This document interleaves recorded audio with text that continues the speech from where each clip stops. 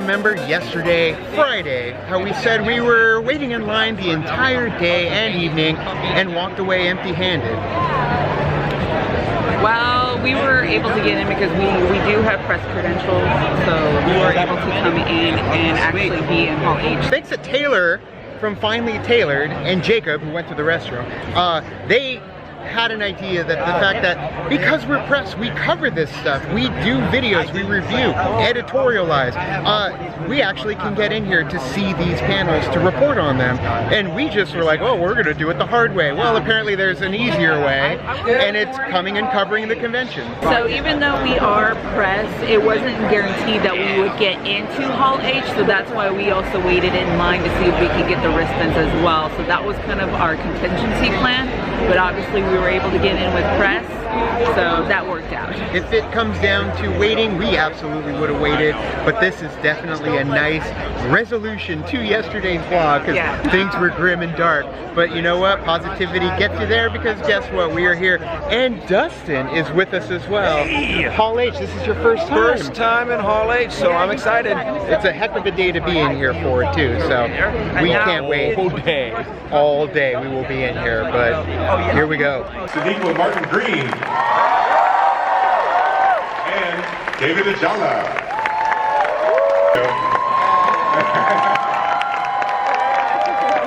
Rebecca Romaine and Ethan Peck.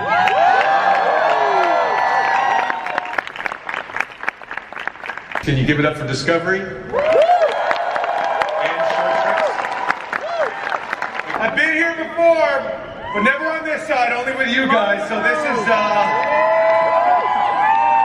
incredible. Woo, what an honor.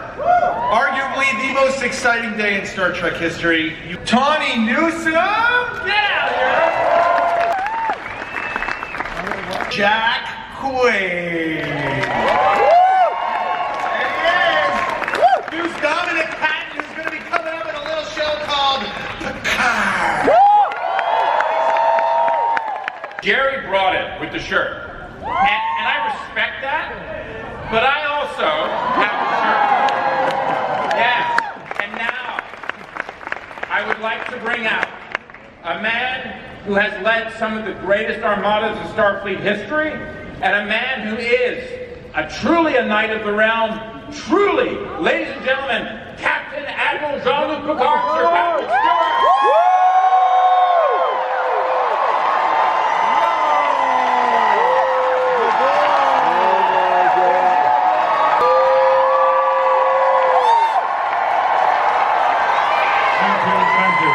We regret the absence of possibly the most important individual in this production. And no, I am not talking about Jonathan Frakes. We never know, do we, when our best moment will be. And that is now.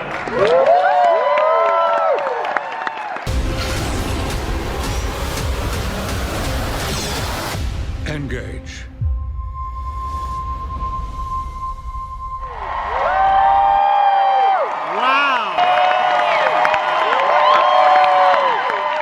That was the reception we were hoping for. Mr. Brent Spiner.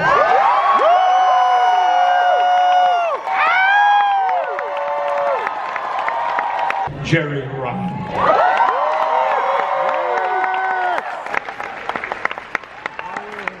Please get on your hands for the cast and creators of Star Trek.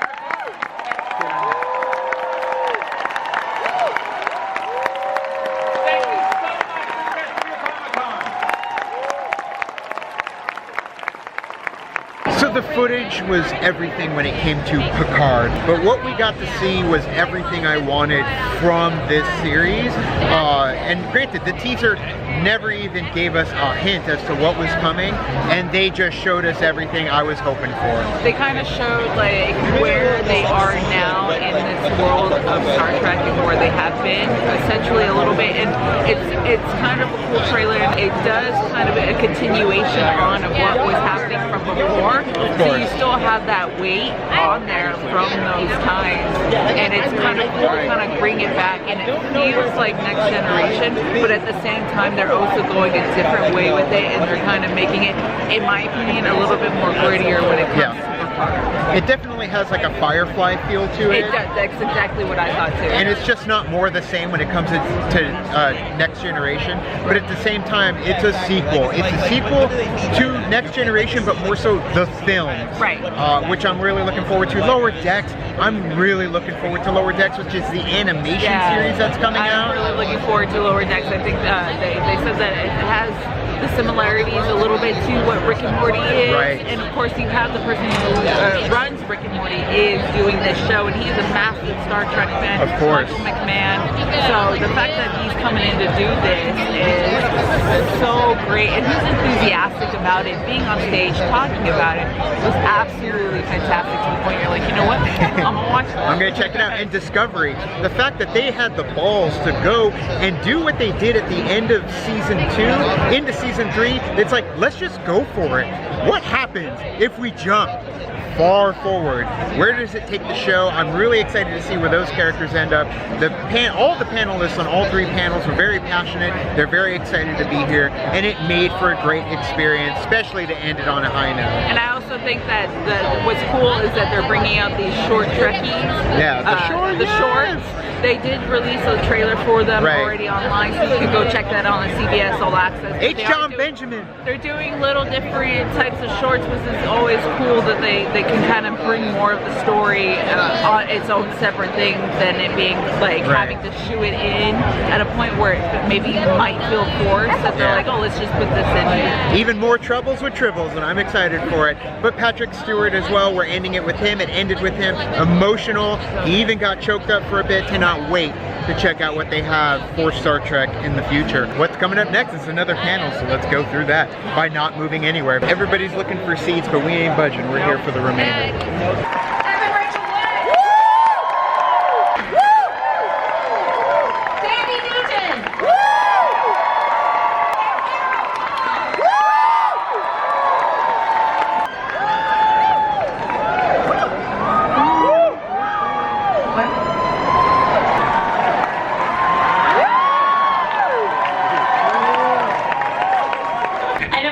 The house without a Hemsworth.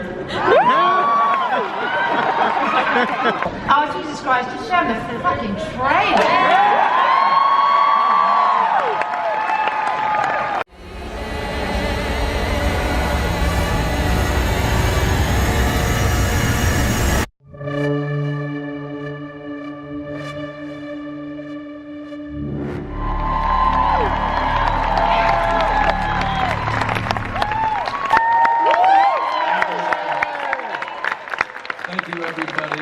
Westworld, man, that panel was very deep in conversation. I mean, they covered everything from AI to future technologies taking over our jobs, and just basically how we approach life through Westworld and life in reality. So Westworld itself is basically a reflection of society as it is nowadays, and they had plenty to talk about it, every single one of them across the panel. It makes sense for that story and for Westworld, because the way that they created this show from the very beginning, from the first season, it was very complex. There was never surface level anything. The ability for them to kind of create this story for Westworld, it is, and it goes into different levels. And the first season was just the tip of the iceberg. Then they went into a different level with season 2, and now we're going into more depth and have different branches of this story. And that's what this panel is about too, and how it could relate to stuff in the real world and is happening now. But they are showing it and showing it on that show. So it was very deep and very complex, and it was, I loved everybody that was on the panel. And Tessa? You got to see Tessa. So good. Tessa, my queen. And Aaron Paul. Seeing Aaron Paul join the franchise, especially a franchise that he really enjoys, it's great to see him back. It's great to see him in Hall H. It's great to see him representing that Aaron Paul that we all know and love, because Breaking Bad was fantastic. Jesse was amazing. So to see him take on this whole new character, I'm excited to see where it does go. Right, and we got a cute, like, awesome little Luke Hemsworth singing, so, you know, Just like Tessa Thompson says, she can't leave the house without a Hemsworth. Always happy to have a Hemsworth in the house, but we did get the trailer too. The trailer looks great, stylized, beautiful. It's all over the place, timelines, and of course, Future World. Future World, basically, I'm hoping it's an interpretation of Future World, because Future World does exist in the world that is Westworld. Yes. Will it exist in this world in this fashion? Who knows? It's all over the place, yes. But we'll find out. But now we wait until the next panel. Yes. So in between the panels, we just kind of stand up in our spot. Oh, you got it! Because we're going to sit through the entire show all day. Robert Scherbatsky. Please welcome Kobe Smolder.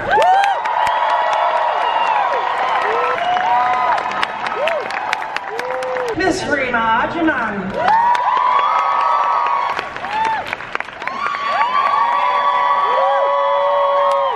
Please welcome to the stage Miss Betty Gilpin. I said 7 of 9, you'd say Jerry Wright.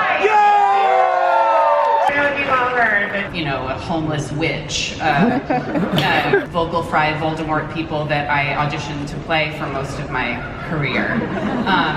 So yeah, that's what I think about. Like, Betty's ridiculous. I love her. It's our job to be like, we gotta go.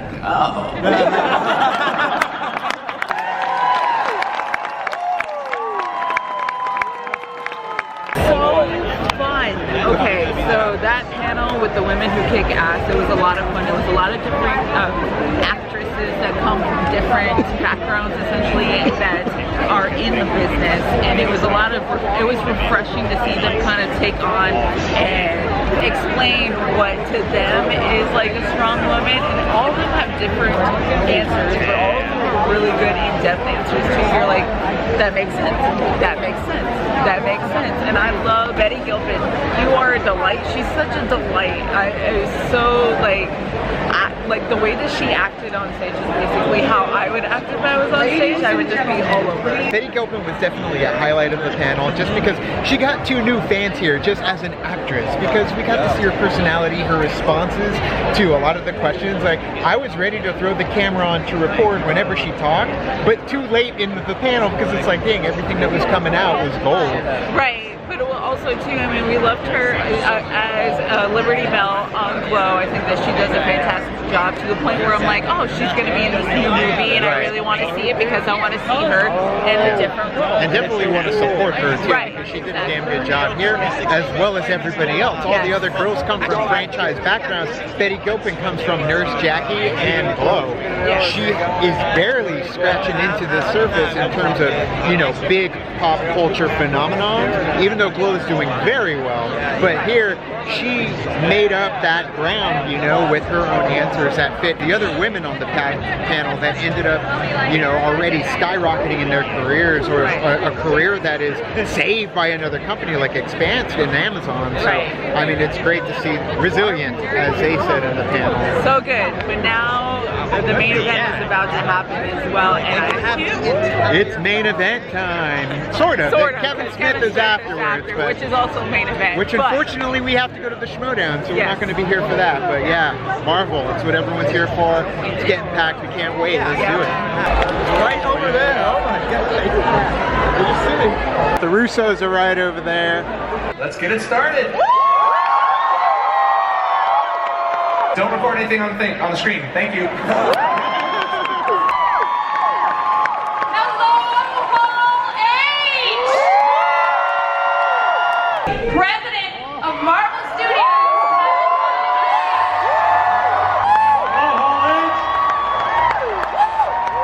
I want to introduce you to the Marvel Studios staff who made every one of these movies. Avengers Endgame is the biggest film of all time. Thank you. Of the MCU, and we're going to take you through all the projects we're working on. There's a lot of untitled things up there. And you know what we're going to do? We're going to start right off the bat with our film on November 6, 2020. Do you guys have any interest in meeting some of the Eternals? All right, ladies and gentlemen, as Icarus, Richard Madden.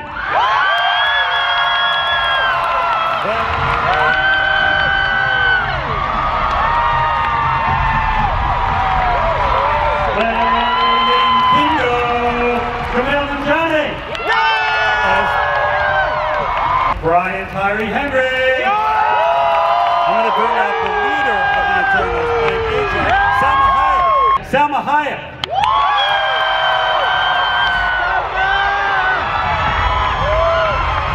Angelina Jolie.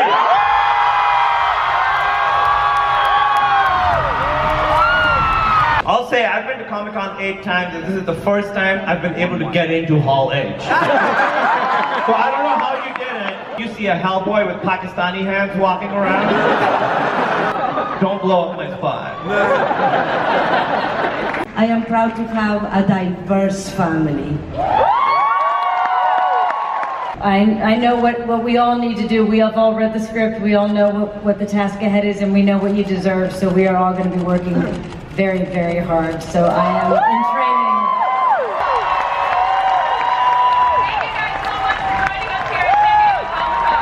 What's going on with the Falcon and Winter Soldier post-Endgame? Ladies and gentlemen, Anthony Mackie and Sebastian Stan.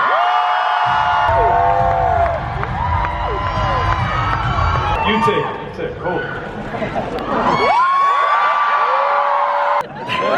What kind of man is this man? We'll find out.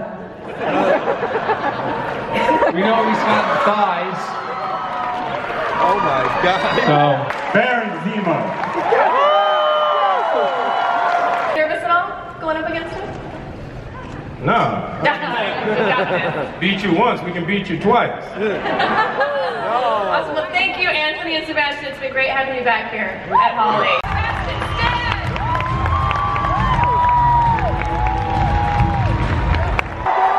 Ten Rings has been in the MCU since the very beginning. Those sons of bitches that Obadiah Stane hired. Playing Commander. He's the incredible Aquafina. If you thought that logo was strange, wait until you see this show. It's unlike anything we've done before. Lizzie Olsen. Paul Bettany.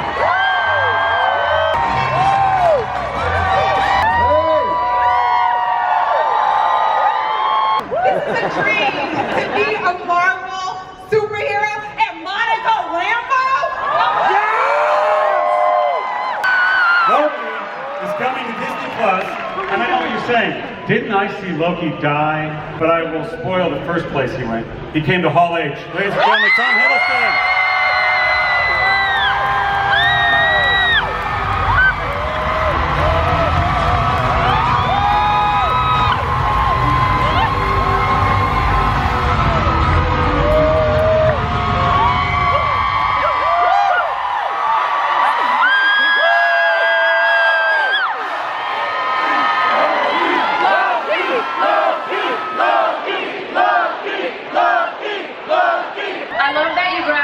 The Tesseract, Space Stone, and then the first place you chose. The last time I was standing on stage with this gentleman, I was asking him to kneel. Wilson, everybody!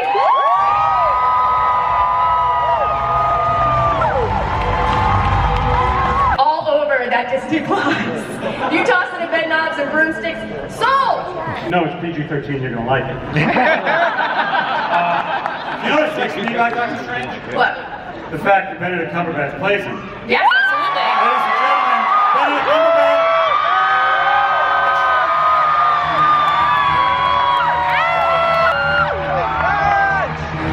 Yeah.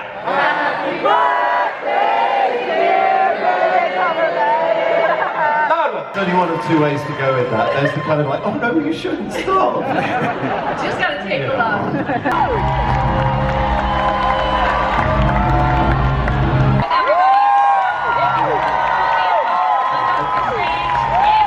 An awesome voice narrate that piece. That awesome voice is the Watcher, played in this series by the amazing Jeffrey Wright.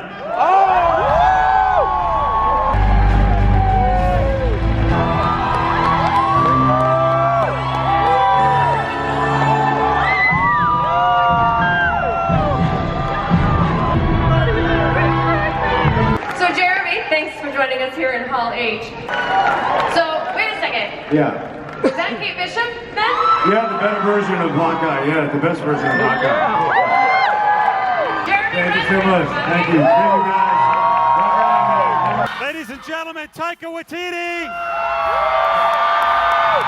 Give it up for Chris Hemsworth and Tessa Thompson. For the first time, female Thor. Oh, Natalie Portman.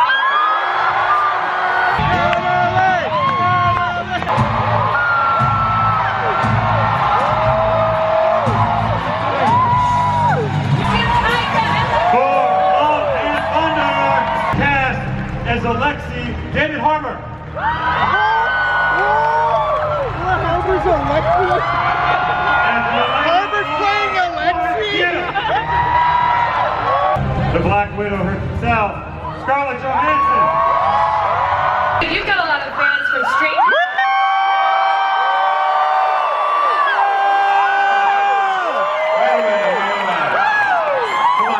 We're at the Marvel panel. Please don't give me my day job away. What, are you excited to expand your fan base now that you've joined the MCU? Who writes these questions? That is the dumbest question I've ever. Am I excited to expand my fan base in the Marvel universe? Hell yes! Captain America, your favorite? Oh, he's, I have complicated feelings about this man. You'll come to understand that later. Yeah. We have a little something to show you all. Don't be judgy. That little thing. I don't suppose you might have brought 7,000 extra.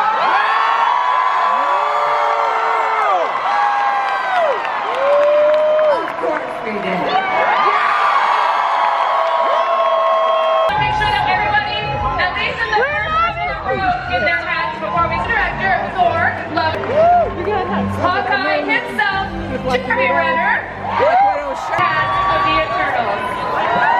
There's a lot of other stuff we didn't get a chance to talk about today. We didn't even mention that we're making Black Panther 2. I didn't even have time to talk about the Fantastic Four.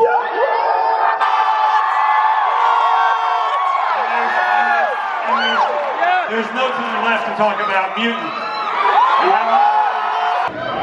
Ladies and gentlemen, two-time Academy Award winner, Mahershala Ali.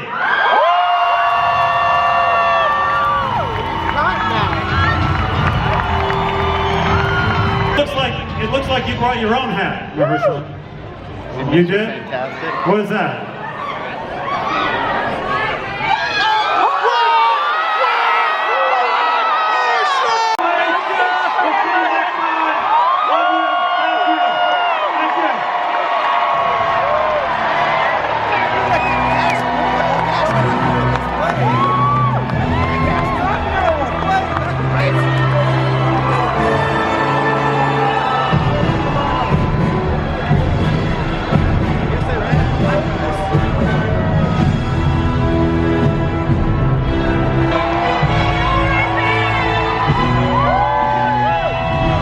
Oh my God! I'm sorry, I just had to start by saying, oh my God. Crazy revelations. So, we were so excited to find out exactly what was going on after Far From Home for the MCU, and as always, Marvel Studios delivered on what was coming out. They did do a little bit of Disney Plus as well, and I am super excited. We got a little bit of a taste of everything that's coming out.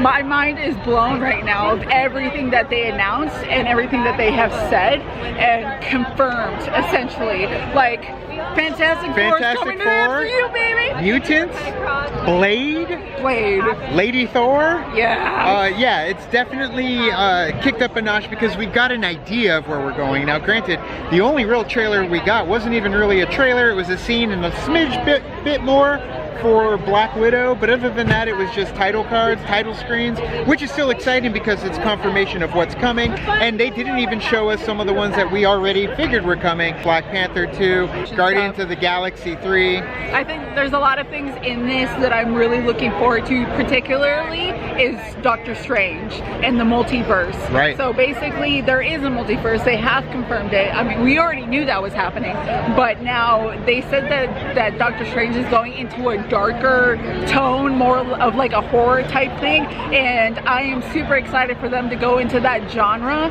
for the MCU. And what better character to do it with than Doctor Strange? Doctor Strange, and he's bringing Scarlet Witch along for the ride too, which fits perfectly because the psychedelics that she uses, or at least the hallucinations or the vision, which is exciting for Paul Bettany to come back. You know, we lost Vision, but Paul Bettany still gets to come to work. And then David Harbour playing a character named Alexi. Come on, So amazing. Getting to see a little bit of the cast, the excitement. Of course, he's excited to be a part of the group. We're getting more additions to the group.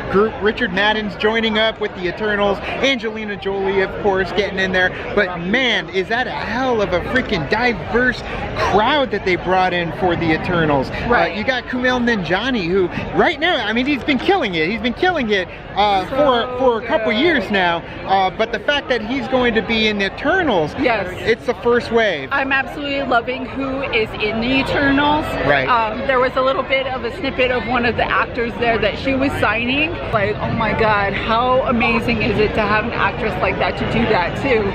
And the fact that all of them are just kind of diverse. I mean, Salma Hayek is going to be in it, and I love it so much. And then Shang-Chi is going to get us the Mandarin. We're getting the 10 rings, the legitimate 10 rings Mandarin. Granted, I wish it would have happened under Tony Stark, but at the same time, now Tony Stark is gone, the Mandarin can flourish. So I'm really excited that we're getting into that. They're bringing it to fruition. It's crazy. Yeah, I can't wait to see all the different things that we're going to get for Disney Plus. We know that WandaVision's going to be connected to Doctor Strange, and more than likely Falcon and Cap, of course, the new Cap, but he's got the Winter Soldier right next to him, and I love that they joked about how they're gonna find out what makes each other tick. So it's gonna be a buddy cop movie, but with heroes that are kind of finding their way. We got a long stretch of characters that are coming. I absolutely love the tone that they have for Thor, Love and Thunder, and the cast that they have with them too. And I'm so excited of Natalie Portman coming back to be Lady Thor. It is great. So Taika, seeing them there all together, I mean, you could tell it's going to be a good time. The excitement was so ramped up in that studio that we saw people come out, like some of the actors that came out, they talked about What If a little bit. That was exciting. We have Jeffrey Wright coming in as the Watcher. That's amazing. So you get more characters and more stories coming into this as well. Bringing every different element of the MCU is starting to ramp up, and it's like it's an expanded universe. Yes, exactly. And they're starting to grow out a little bit more of just the normal of the what we had so far with the Avengers, and they're going out a little bit. The biggest announcement, of course, came at the very end, how to end it. Now, yes, granted, we are getting Fantastic Four. All we got was just an announcement, the mutants. But the fact that Blade is joining the MCU, Mahershala Ali, who was Cottonmouth on Luke Cage, and now he gets to be Oscar winner coming in, and he's going to end up being Blade himself, the Daywalker. I am so excited. Granted, I love Wesley Snipes' Blade. I still watch Blade 1 and 2. I really love 2. 2 is one of my favorites. But when it comes down to it, we're getting Blade, our version of Blade. It's like when Peter joined up with the MCU, Spider-Man. It's their own character who gets to join up, and I can't wait to see how this is going to fit in, because vampires. So what are we going to open up? MCU now, and the fact that they also are bringing Hawkeye his own as well into it. I love the way that Jeremy Renner came into Hall H. It was awesome. He's the only one. He's the only one that did that, but you know what? It works for him. And I'm about to lose my voice doing this. The format that they use is identical to D23. When they bring out a slate, they bring out the director, they bring out the cast, they giggle for a moment, then they move on to the next. So they have a well-oiled machine when it comes down to these keynote panels. So either way, it was fun with Marvel. Now we've got to go. I wanted to see Kevin Smith, but we have to get to the Schmoedown, Inner Geekdom Championship and an undercard. Either way, let's get to that. It's across town. Uber it up. Now. And one crazy Uber drive later, almost wrong way onto the freeway. That was interesting. We made it to the Joan B. Kroc Theater. Wild pat of his. For the Schmoedown. Hi guys. Schmoedown. Oh my god. Hi guys.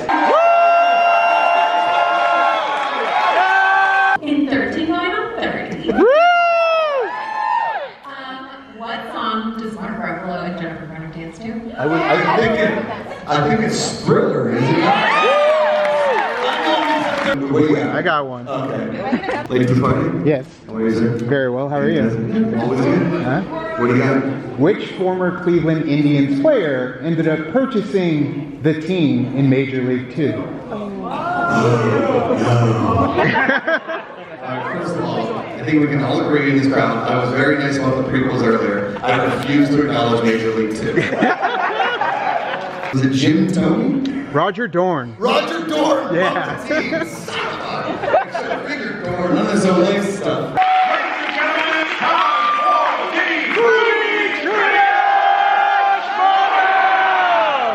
So one of the best parts too about coming to these Schmoedowns is you can finally mingle with the best and the greatest, and Ken Knapsack is the best and the greatest.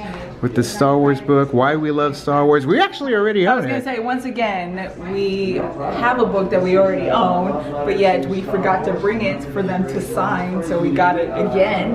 So we do have an extra copy, so maybe somebody will get the other copy. Look at that. We'll be there too. Yes. So look forward to seeing He's so big time now, our little Ken is growing up.